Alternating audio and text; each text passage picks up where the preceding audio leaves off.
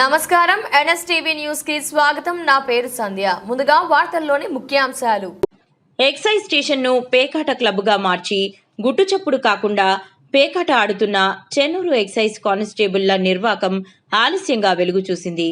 రాత్రి excise station ను మూసేసి ఓ హెడ్ కానిస్టేబుల్ తో సహా మరో 5 కానిస్టేబుళ్లు పేకాట ఆడుతున్న వీడియో సామాజిక మాధ్యమంలో చక్కర్లు కొట్టడంతో ఈ విషయం స్థానికంగా చర్చనీయాంశమైంది. అసాంఘిక కార్యకలాపాలను నిర్మూలించే బాధ్యతాయుతమైన విధులు నిర్వహిస్తున్న వారే ఇలా పేకాట ఆడుతుండడంపై స్థానికులు ఆగ్రహం వ్యక్తం చేస్తున్నారు.